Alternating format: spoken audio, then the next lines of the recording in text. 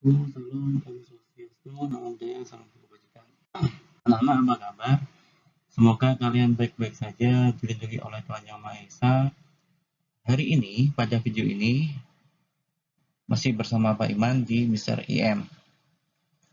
Pada kesempatan ini,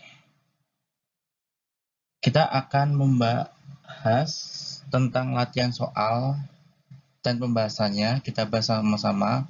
Ini materi kelas 10, bab 4 tentang hubungan pemerintah negara, hubungan pemerintah pusat dan daerah, yang mana subbabnya terkait dengan desentralisasi.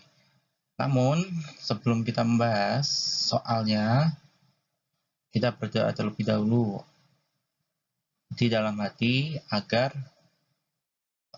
video ini bisa kalian cerna dengan baik.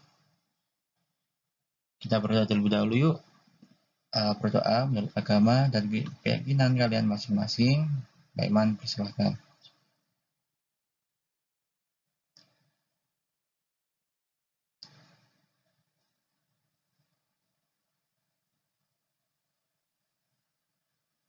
Amin. Doa selesai. Baik. Syukur, alhamdulillah. Puji syukur terhadap Tuhan Yang Maha Esa. Hari ini masih bersama saya, diberi kesehatan dan anugerah yang luar biasa dari Allah SWT, Tuhan Yang Maha Esa. Kita masih bisa belajar tentang materi kelas 10 bab 4 tentang desentralisasi.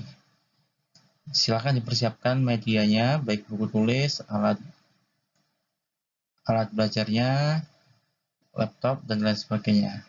Langsung saja di soal nomor 1. Semisal ada soal yang mengatakan bahwasanya bukti bahwa negara Indonesia merupakan negara yang berdasarkan sistem konstitusional. A. MPR merupakan lembaga penyelenggara negara. B. Presiden adalah pemegang kekuasaan pemerintah tertinggi bersama DPR. C. Penyelenggara pemerintahan Han dan peraturan perundangan didasarkan pada UUD NRI tahun 1945. D. Anggota DPR seluruhnya dipilih oleh rakyat melalui pemilu. Atau E. Presiden bertanggung jawab kepada DPR. Jawaban yang benar yang mana? Pak Iman beri waktu 15 detik. Mulai dari sekarang. Sekarang dipikir dulu.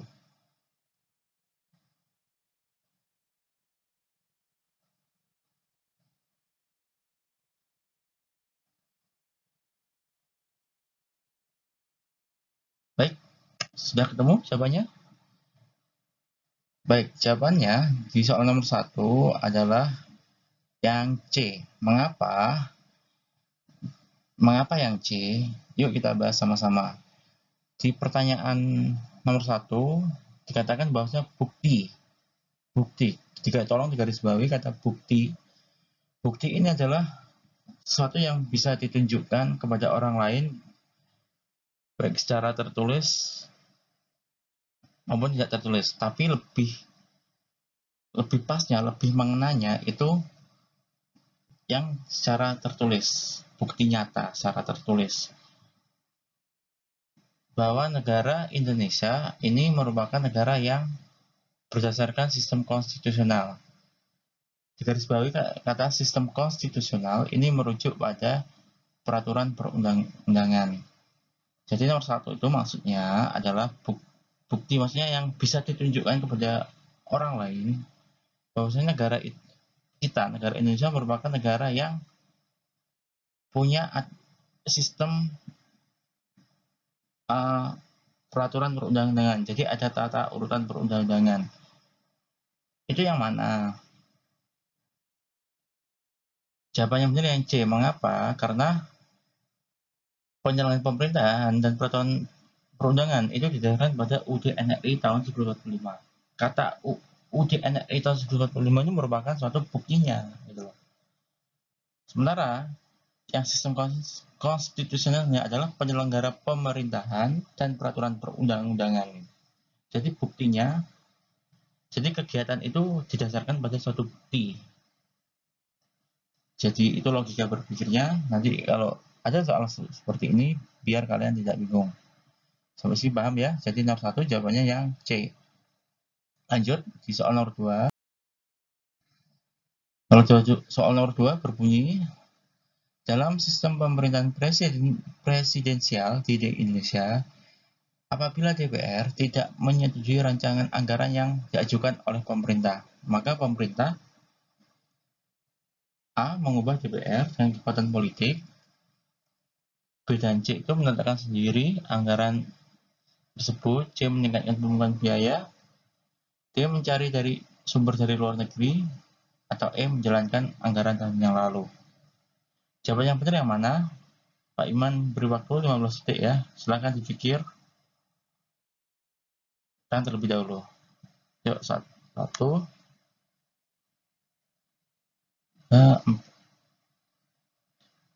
8, 9, 10, 11, 12, 13, 14, 15. Oke. Jawaban yang benar yang mana? Jawaban yang benar yang E. Mengapa E? Kita telah satu-satu. Yang ditanyakan adalah jika DPR tidak menyetujui rancangan anggaran.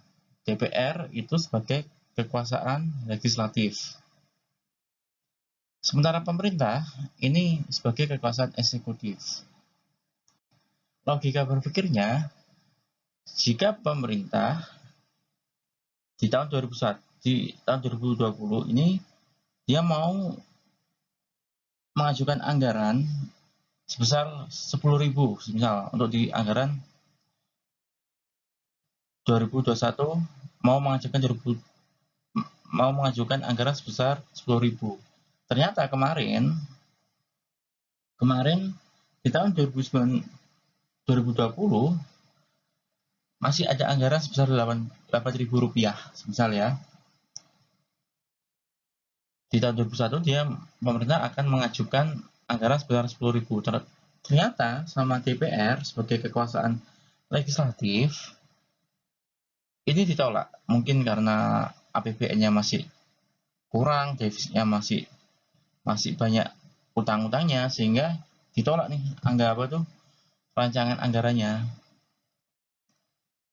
Pemerintah mau tidak mau harus melayani rakyat. Bagaimana caranya pemerintah itu bisa mengurus rakyatnya? Dengan cara ya kita menggunakan anggaran yang di tahun 2020.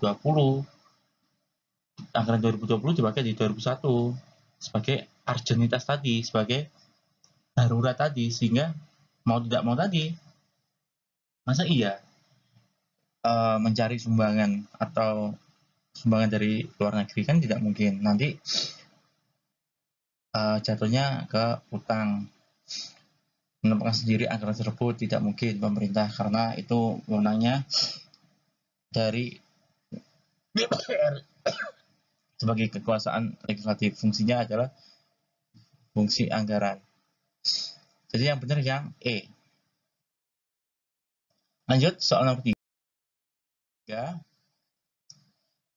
Otonomi daerah diselenggarakan di negara Kesatuan Republik Indonesia dipengaruhi banyak faktor. Salah satu faktor yang mengaruhinya adalah A. Pancasila dan UUD sendiri. B. Negara yang luas. C. Keragaman bangsa. D. Wilayah berubah kepulauan luas. E. Efisien dan efektivitas Indonesia. Yang benar yang mana? Pak Iman beri waktu 10 detik untuk kalian menjawab. 1, 2, 3, 4, 5, 6, 7, 8, 9, 10. Yang benar yang mana? Jawaban yang benar yang E.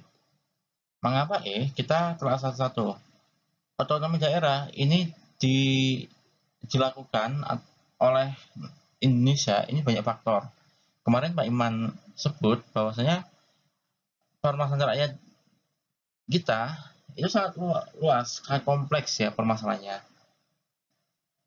baik dari segi ekonomi, sosial, budaya, geografi, dan lain sebagainya. Sehingga di sini penduduk kita, karena letak geografinya juga berbeda-beda, ini sangat banyak sekali atau beragam. Sehingga di sini harus ada yang namanya otonomi daerah. Yang mana otonomi daerah itu untuk meningkatkan keefisienan dan keefektivitasan suatu pemerintahan di Indonesia. Jadi pemerintahan negara kita yang mana untuk melayani rakyat itu biar berjalan secara efektif dan efisien untuk negara yang luas dan penduduk yang sangat beragam. Jadi jawabannya benar yang E. Lanjut. Nomor 4. Soal nomor 4. Silakan dibaca baik-baik. Daerah diberi kekuasaan untuk mengatur urusan rumah tangga sendiri. Ada A, ada jawaban B, ada C, D, atau E. Yang benar yang mana? Pak Iman beri waktu 10 detik yuk. 1, 2, 3, 4, 5, 6, 7, 8, 9, 10. Yang benar yang mana? Jawaban yang benar yang B. Mengapa? Ini sudah Pak Iman beritahu bahwasanya daerah yang diberi kekuasaan untuk membuat kebijakan sendiri, membuat aturan, itu namanya desentralisasi. Desentralisasi berkaitan dengan negara kesatuan. Mengapa? Karena kan desentralisasi ini ya, terkait dengan wilayah yang sangat luas, provinsi yang sangat banyak, sehingga tujuannya adalah untuk membentuk negara kesatuan. Jawaban yang benar yang B. Lanjut, di soal nomor 5.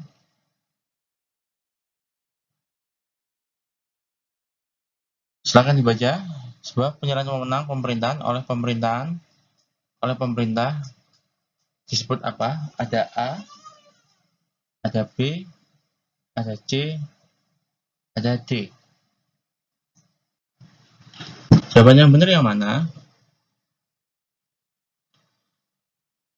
Pak Iman beri waktu 10 detik. 1, 2, 3, 4, 5, 6, 7, 8, 9, 10.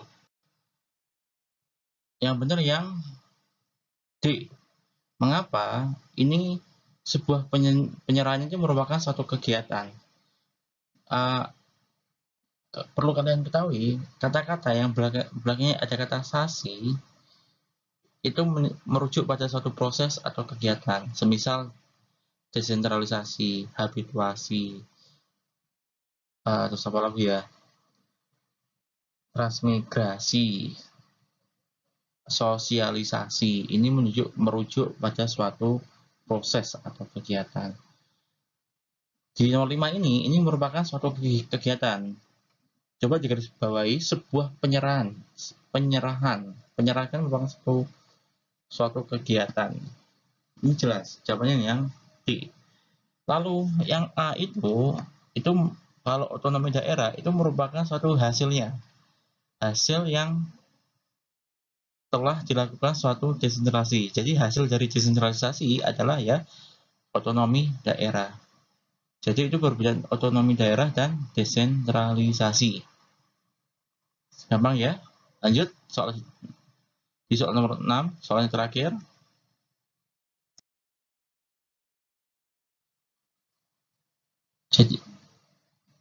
Jadi harapan Pak Iman seperti itu. Terima kasih. Akhir kata, wassalamualaikum warahmatullahi wabarakatuh. Salam Om Santi Om, Namo Buddhaya, salam kebajikan.